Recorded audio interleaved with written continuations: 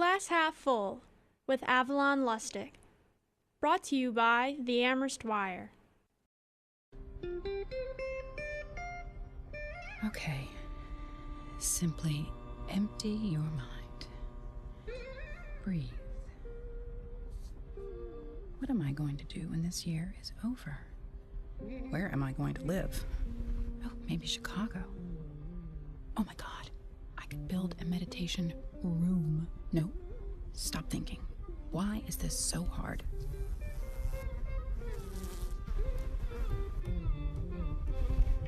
Screw you, Corella. How the hell does she do this? She looks like friggin' Mother Teresa. Greetings! You're listening to Glass Half Full with Avalon Lustick.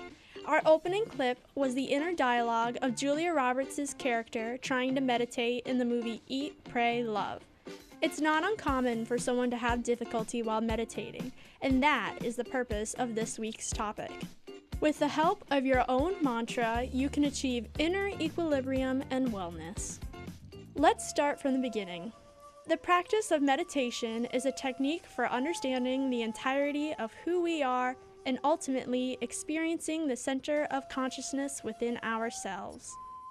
Unlike yoga, which is linked to religious practices, meditation helps to analyze a certain concept like peace or happiness. The mind is then allowed to assimilate the concepts by reflecting on how it can apply the concept to everyday life.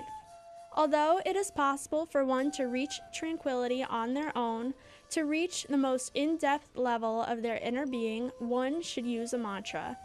Indian yogi Swami Rama described a mantra as a raft or a bridge on which meditators cross over the river of life and eventually reach the other shore, the state of highest consciousness. Mantras predate Buddhism and could originate from the Vedic tradition to control or influence the gods using words as incantations. The English word spell, which is to put letters in order to make words, or to use words in order to influence the world through magic, supports this notion.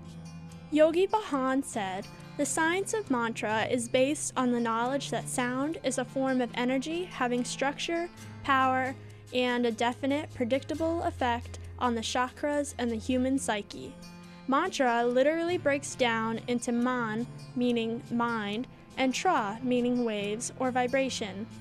Mantras are first heard mentally and then with permission grow to be subtle and fine.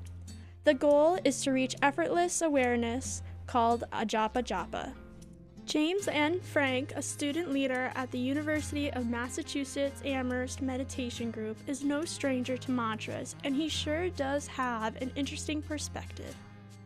All right, so we're here on Glass Half Full with James N. Frank. Is that your professional name? That is the professional one. Tell me a little bit about yourself. What's your major? How'd you get into meditation? I'm a senior student here at this fine institution.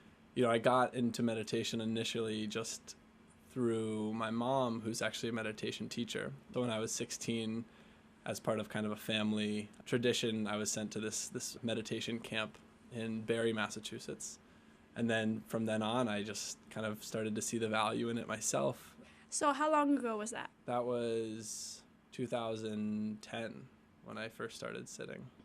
What information do you have about mantras? How do you apply that to meditation? My background is in Theravada Buddhism, and so looking at various phrases that are used, and we use some of these phrases in the meditation group, but just sort of things that people can recite to themselves as a way of sort of directing their mind towards one object. So for example, in the meditation group, we'll do loving kindness meditation, and so the mantra will be wishing well-being for oneself or others, as a way of really kind of cultivating a tangibly felt sense of whatever emotion, for example, loving kindness, that it is we're cultivating. What are the changes that you see in your students as they participate in meditation consistently? And this is the science. This is like the science, like what's like the actual proof. So there's this concept in neuroscience called neuroplasticity. And the term itself has kind of evolved and become popularized through studies done on meditation, in the sense that people that practice meditation, when they go under fMRI scanners and EEG machines, after a sustained practice in meditation, and also specifically loving kindness meditation, areas of the brain responsible for cognitive function and empathy actually are proven to grow. And so that's kind of one of the first times in which science, I was able to use science and see, oh wow, this actually works on top or in addition to my own like personal belief and experience of having it work. There's this reported sense of feeling a bit more at ease in one's skin, feeling a bit more kind of at home, and I think ultimately more resourced in terms of how to approach situations that are presented to each person as they kind of walk through the world. There's this idea that meditation is like, you're going to go in and feel super relaxed and it's all going to be good.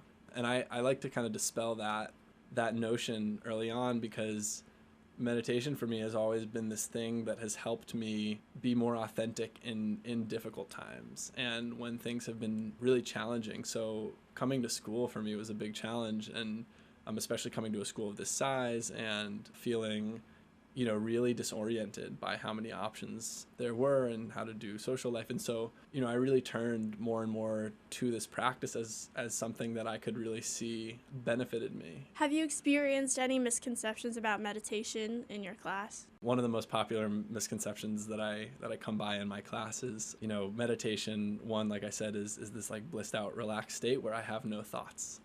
I'll usually go around and ask people, what do you think about meditation? And they'll say it's stopping thoughts. And just as a way of getting people to feel like they're not doing anything wrong when they think, it's like, no, like thoughts happen, and we're creating a different relationship with thoughts. This idea that practice isn't necessarily always going to make us feel super happy, but it does create a sense of empowerment, which might go beyond or bring a sense of fulfillment beyond just like basic temporary happiness. What is your understanding on how mantra is as like an actual energy that we produce? Just in the sense that, if I'm understanding you correctly, that turning one's attention and one's kind of effort and energy towards one object, we'll say the primary object, which could be a mantra, which could be the breath, which could be loving kindness phrases, creates this soothing effect. And it's sort of filtering out certain forms. There's different forms of meditation, even within this Buddhist lineage that I practice under, that create concentration. And when concentration is present, there's less influence from external aspects of the environment, and it really settles one down into this place of deeper stillness. In terms of what sort of energy that cultivates, my experience has been that there's a greater sense of ease. There's less that my mind has to process. There's less that I have to engage with or do something with.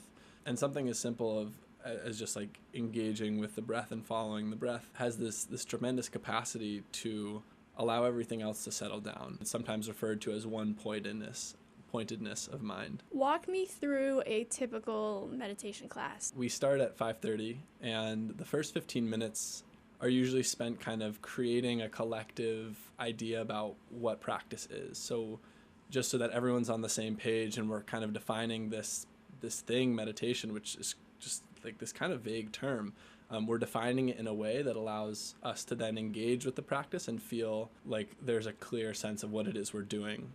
And so that's kind of like the view. And then that's about 15 minutes, after which we will sit for about 30 minutes. And I'll do some light guiding, and depending on who's in the room and, varying levels of experience, I'll guide more or less. If some people come in and they've never meditated before, I think it's really difficult to sit for 30 minutes, and I'll perhaps guide a little bit more. And then we will end with 15 minutes left, and I like to kind of open up the space so that people can share.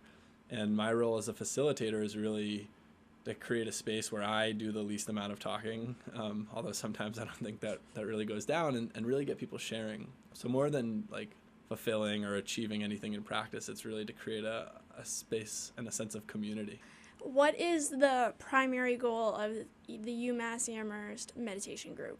So it's a non-denominational group, which means that there's no requirement of faith or anything. And so it's kind of bringing people into a space where they can come into contact with different forms of practice. So I'm not the only person who will facilitate. My own personal goal or hope for the group is that people can come and leave with a sense of knowing how to access their own internal wisdom, right? So it's nothing that I'm personally doing. It's not my practice. It has nothing to do with me. I'm just trained in facilitating it, but really providing people with a set of skills so that then they feel empowered on their own to connect with their breath and their body and have these moments of checking in throughout the day based off of this idea that the body is always existing in the present. And so if folks can come into contact with that and really feel that for themselves, then I think they're really empowered to lead a life that might feel more authentic or might actually be more connected to how they really want to be. And so more than just relaxation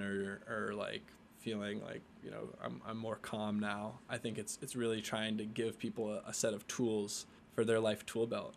All right, the world is yours. Do you have any final words? Come visit us Tuesdays and Wednesdays at 5:30 in the campus center, room 917. Yeah, to folks who are listening to this, remember to be kind to yourself and yeah, shoot me an email at jnfrank@umass.edu if you want to learn more about the meditation group.